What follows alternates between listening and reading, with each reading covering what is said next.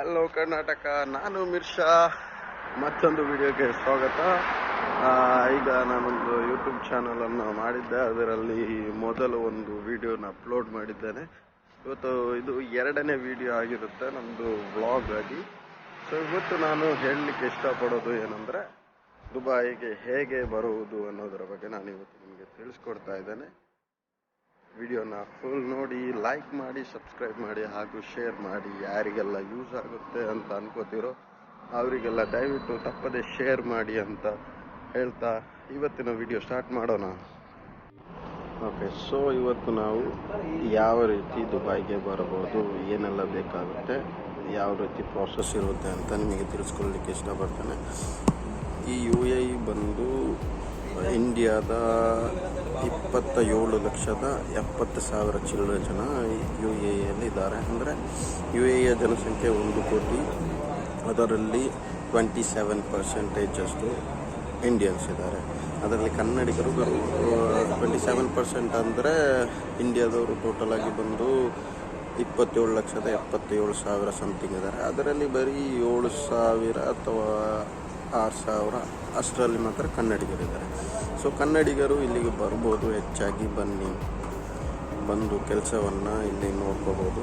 ಅದಕ್ಕೆ ಏನೆಲ್ಲ ಮಾಡಬೇಕು ಅನ್ನೋದಂತ ನಾನು ಇವಾಗ ತಿಳಿಸ್ಕೊತೇನೆ. ಫಸ್ಟ್ ನಮ್ಮ ಜೊತೆ ಪಾಸ್ಪೋರ್ಟ್ ಬೇಕಾಗುತ್ತೆ, ಇಂಡಿಯನ್ ಪಾಸ್ಪೋರ್ಟ್.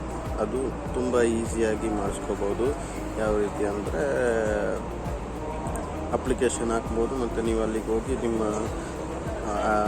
ಏನೆಲ್ಲ ಡಾಕ್ಯುಮೆಂಟ್ಸ್ ಬೇಕು ಅದೆಲ್ಲ ಸಬ್ಮಿಟ್ ಮಾಡಿದಾಗ ಒಂದು 15 ಡೇಸ್ ಒಳಗೆ ನಿಮಗೆ ಅದು ಸಿಗುತ್ತೆ. ಅದಾದಮೇಲೆ ಏನು, ನಿಮಗೆ ಮೇಯ್ನಾಗಿ ದುಡ್ಡು ಬೇಕಾಗುತ್ತೆ.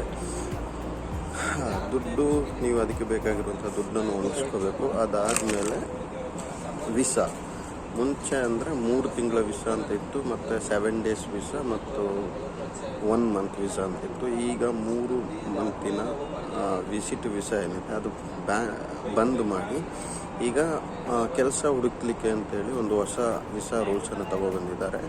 ಅದು ಕೆಲಸ ಹುಡುಕ್ಲಿಕ್ಕೆ ಅಂತ 2 ತಿಂಗಳನ್ನು ಆ ವಿಸಾದ ಒಂದು ವ್ಯಾಲಿಡಿಟಿ ಇರುತ್ತೆ. ನೀವು ಇಲ್ಲಿಗೆ ಬಂದಾದಮೇಲೆ ನೀವು 2 ತಿಂಗಳು ಇಲ್ಲಿ ಸ್ಟೇ ಆಗ್ಬೋದು.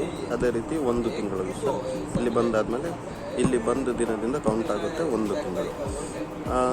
ಅದ್ರ ಬಗ್ಗೆ ಮಾತಾಡಬೇಕು ಅಂದರೆ, ನೀವು ವಿಸಾಗೆ ಅಪ್ಲೈ ಮಾಡ್ಬೋದು ಯಾವುದಾದ್ರೂ ಟ್ರಾವೆಲ್ ಏಜೆನ್ಸಿ ಆದರೆ, ಅಥವಾ ಹೇಗೆ ಅಪ್ಲೈ ಮಾಡೋದು ಅಂತ ನೋಡೋಣ. ನೆಕ್ಸ್ಟ್ ವಿಡಿಯೋದಲ್ಲಿ ನಾನು ನಿಮಗೆ ಅದರ ಬಗ್ಗೆ ಡೀಟೇಲ್ಸ್ ಆಗಿ ತಿಳಿಸ್ಕೊಡ್ತೇನೆ.